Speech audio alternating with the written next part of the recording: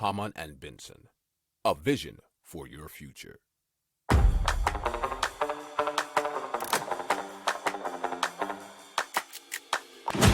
Économie, tech et innovation, hydrogène, énergie. Le journal des stratèges. Présenté par Boris Kalt. Bonjour à tous et bienvenue dans le journal des stratèges. Au sommaire, on va vous parler d'une taxe sociale dans l'Union européenne. Eh bien, d'une recharge de véhicules sur route assez simple, des appels vidéo 3D, d'une IA qui pourrait devenir votre meilleur ami et d'un climatiseur qui fonctionne à l'énergie solaire. Vous écoutez le journal des stratèges numéro 366 et ça commence tout de suite. Hamann and Benson. Le journal des stratèges. Alors, l'idée ici, ça serait de taxer à l'entrée de l'Union européenne les produits fabriqués par des travailleurs qui vivent sous le seuil de pauvreté.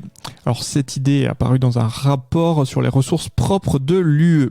Alors, c'est Valérie Ayer, qui est co-rapporteuse chez Renew, qui explique que ce mécanisme d'ajustement d'équitable aux frontières pourrait devenir le pendant social du mécanisme carbone qui est en nos normes environnementales aux entreprises exportant vers l'Europe. C'est-à-dire que là, pour le coup, on aurait un moyen de levier pour exporter notre façon, non pas de vivre, mais notre façon de concevoir la répartition des richesses et surtout bien, le seuil des richesses.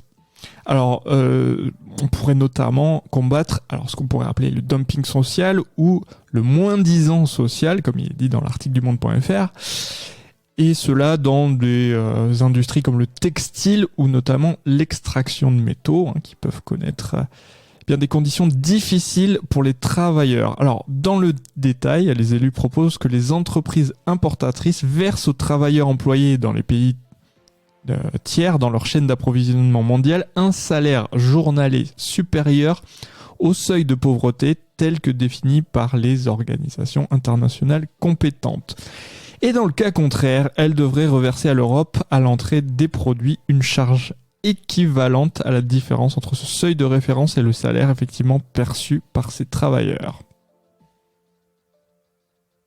Hamann and Benson. Le journal des stratèges.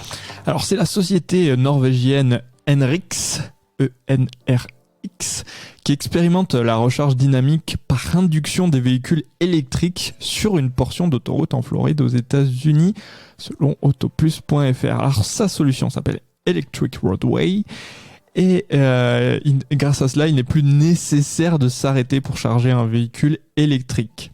Alors la compagnie souhaite relever les actuels défis du transport routier longue distance en utilisant l'énergie générée par les ressources énergétiques, notamment éoliennes et solaires, qui seraient situées à proximité. Et ensuite, en l'acheminement sans fil grâce à la technologie de l'induction depuis la chaussée jusqu'au véhicule en mouvement. Alors, il y a déjà eu plusieurs expérimentations de ce type, notamment en Europe, avec en Italie sur l'autoroute A35, en Allemagne, en Belgique, et un autre projet va voir le jour en Allemagne en 2025. Hamann and Benson. Le journal des stratèges. Allez, on va parler d'appels en 3 dimensions avec le projet Starline, qui est une technologie expérimentale de Google, donc qui vise à révolutionner les appels vidéo. Alors, elle utilise de l'intelligence artificielle et aussi la modélisation 3D pour créer une expérience immersive et réaliste, nous explique Frandoid.com. Alors, l'utilisateur et son interlocuteur apparaissent comme s'ils étaient dans la même pièce, malgré le fait qu'ils soient séparés physiquement. En fait, c'est dans la vidéo de démonstration qu'on a pu voir sur Internet, sur les réseaux, sur YouTube, c'est un écran qui est installé en face de vous. Et l'idée, c'est que vous n'avez plus la perception que la personne est plate, comme quand vous regardez la télévision ou même quand vous regardez une vidéo, mais que en fait, la définition est tellement bonne et ensuite il y a cette idée de 3 dimensions, donc on passe du plat à l'arrondi si vous préférez, et grâce à cela, vous avez l'impression qu'en fait que votre interlocuteur est en face de vous. Alors, il faut savoir que les mouvements et la direction du regard de l'utilisateur sont capturés par des caméras et traités par l'IA de Google.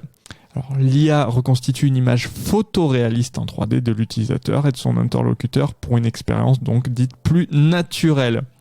Alors, le projet est conçu pour être facile à installer et donc, comme je vous disais, comme dans une salle de réunion.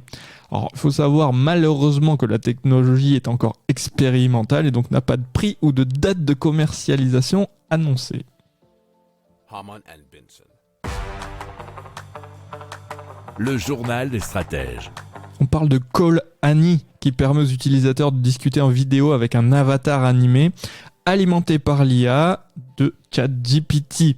Alors, Call Annie, c'est un avatar féminin qui tente d'imiter l'apparence et le comportement d'un humain réel, nous dit zdnet.fr. Alors, l'avatar Annie initie les conversations avec des questions générales et peut répondre à une grande variété de demandes. Annie est conçue pour engager des conversations approfondies grâce à sa capacité à poser des questions de suivi basées sur les réponses de l'utilisateur.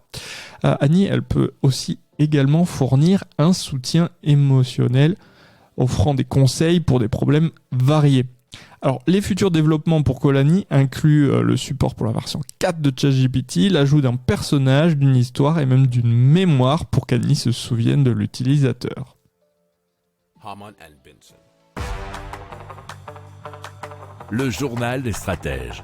Allez, on vous parle d'une super solution verte pour les chaleurs qui vont arriver dans les prochaines années. C'est un climatiseur qui fonctionne grâce à l'énergie solaire. Alors, le climatiseur solaire fonctionne grâce à une machine à absorption composée de 4 parties, le désorbeur, l'absorbeur, le condensateur et l'évaporateur, nous explique meilleurinnovation.com. Alors, ça a été inventé par un ingénieur de l'Institut national de l'énergie solaire qui se trouve en Savoie, bien sûr, en France.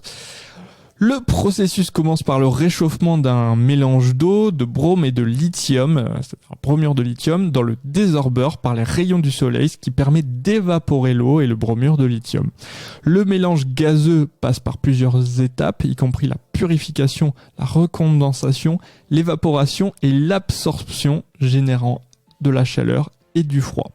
Alors bien sûr, vous comprendrez que l'avantage c'est le faible coût de production et surtout l'utilisation de composants existants et ainsi que la possibilité d'utiliser l'impression 3D. Harman and Benson. Le journal des stratèges. Voilà, c'est terminé pour aujourd'hui. Je vous souhaite une excellente fin de journée. Je vous dis à très très vite pour plus d'infos. Ciao.